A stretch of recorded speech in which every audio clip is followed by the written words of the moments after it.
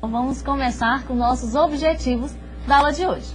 Então, no próximo slide, nós temos aí como primeiro objetivo compreender o que é um processo de software e como segundo objetivo, diferenciar os modelos de processo de software. Então, um processo de software é um arcabouço para as tarefas que são necessárias para construir softwares de alta qualidade. Então, a grande ideia do processo de software aí é justamente o quê? Verificar que caminhos, que passos eu preciso percorrer para, ao final, ter um produto com qualidade, um produto com maior possibilidade daquilo que o cliente queria, sem os erros e assim por diante. Né? Ok? Aqui na aula nós vamos conhecer diversos, mas o que importa saber realmente é que nós, ou no caso vocês aí também, que estão do outro lado, não existe um modelo de processos perfeito. Já é para começar a quebrar um paradigma. Não existe um modelo de processo perfeito. Ele vai ter que estar adequado à situação, à natureza do seu problema. Então, ele vai ser um processo evolutivo interativo. Evolutivo porque a cada passo que você estiver construindo, você vai ter que criar, vai ter que evoluir com novos componentes, vamos dizer assim, com novas situações no seu software para atingir o que foi pedido pelo seu cliente. Como que ele pediu? Através da interação, através da comunicação. Então, nós temos aí essas atividades. A especificação do software. Bom, o que vem ser essa especificação do software?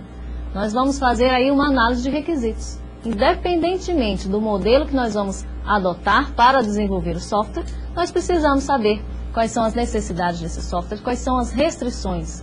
Nós precisamos delimitar bem o domínio que nós vamos atingir. Então, essas restrições, né, os requisitos que esse software vai ter, tanto sejam eles funcionais quanto não funcionais. Uma próxima tarefa também que vai estar inserida nesses modelos, em todos os modelos, é o projeto e implementação do software. Bom, o que vem ser isso?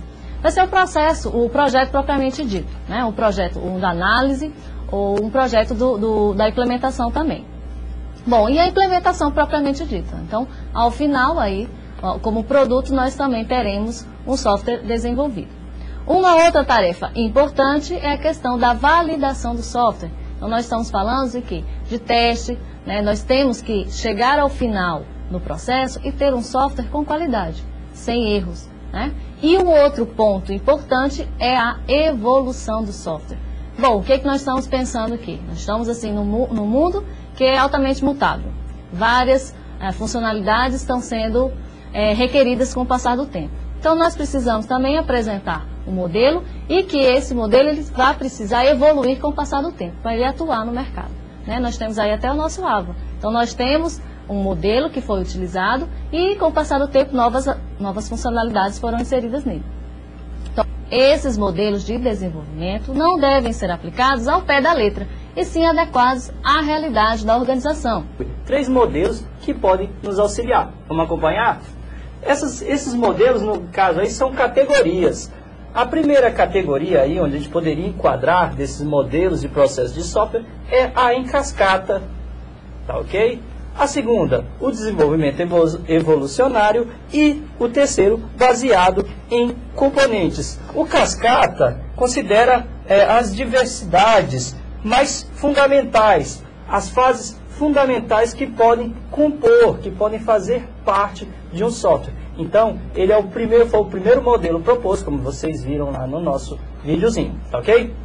Retornando lá, vocês observam o desenvolvimento evolucionário. São modelos que, a cada interação, são acrescentados, evoluem com o decorrer do processo de interação entre o cliente e o desenvolvedor. O usuário que vai definir quais os papéis, quais os requisitos que vão estar presentes no nosso software. E por último, como nós mencionamos aí, o baseado em componentes, onde o processo de reutilização é algo muito pertinente, é algo intrínseco a esses modelos que fazem jus ao nome, no caso, baseado em componentes. Vamos prosseguir então, pessoal?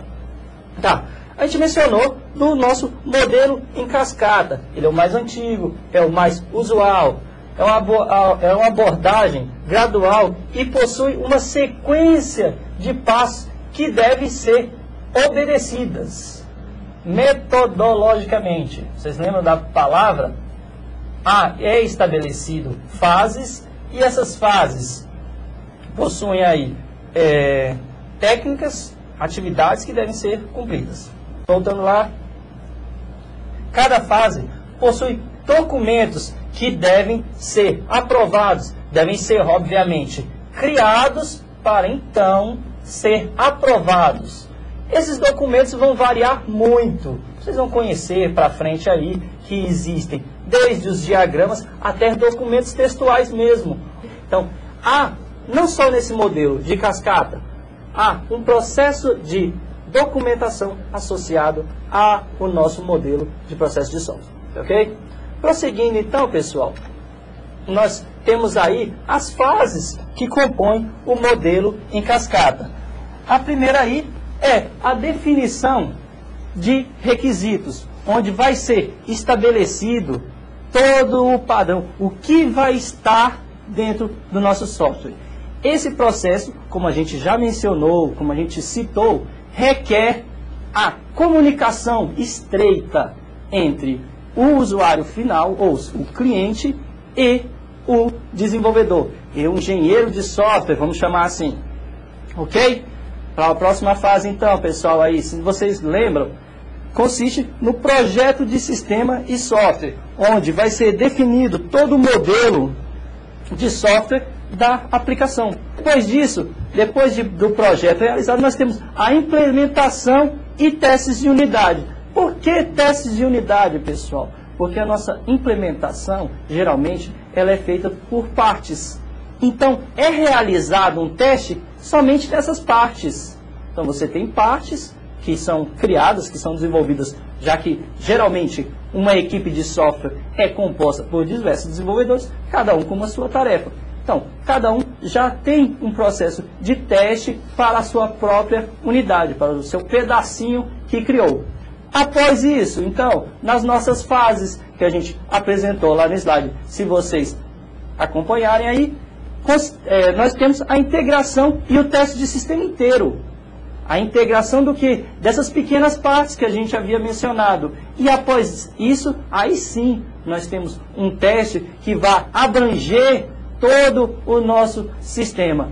Após isso, nós temos a operacionalização do sistema e, com isso, surge o processo de manutenção, que a gente havia mencionado lá na nossa primeira aula, que é que consiste na parte que mais demanda da equipe, que vai demanda de quê? De custo, de tempo, já que vai ser a fase onde, aqui no modelo em cascata, onde o cliente vai enxergar o software, vai testar o nosso software. Modelo em cascata interativo, que se vocês acompanharem aí no slide, vai ser um feedback, pessoal. Notem que após a operação e manutenção, ou no caso, a disponibilização do software para o seu funcionamento, as fases começam a se comunicar. Por exemplo, eu sei que o processo de manutenção está envolvido com o meu projeto, então eu não retorno lá para a minha especificação como acontecia e eu não tinha como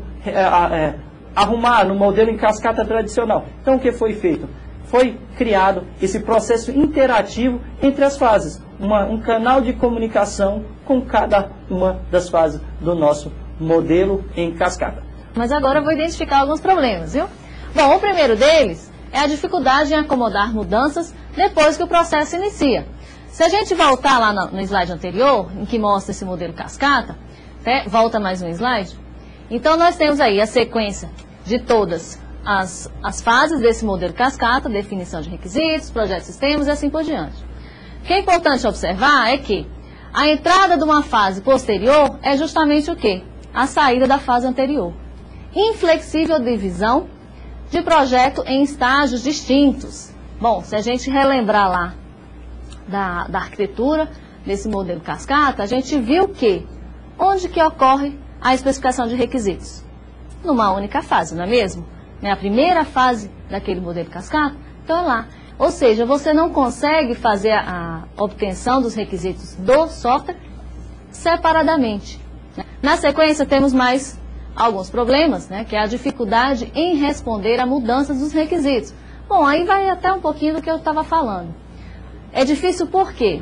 Eu posso estar identificando um novo requisito, seja ele uma modificação de um requisito que eu já havia identificado, ou até mesmo outros requisitos que eu não havia mencionado, não tinha identificado, seja por meio de entrevista, né, ou uma comunicação com o nosso cliente. E temos mais um também, que é o produto. É conhecido no final do processo, que o professor Alex até já adiantou. Bom, mas é o problema justamente por isso. Então, a gente vai para o próximo slide, que fala sobre isso. Então, no desenvolvimento evolutivo, um sistema inicial é desenvolvido rapidamente, baseado em especificações abstratas.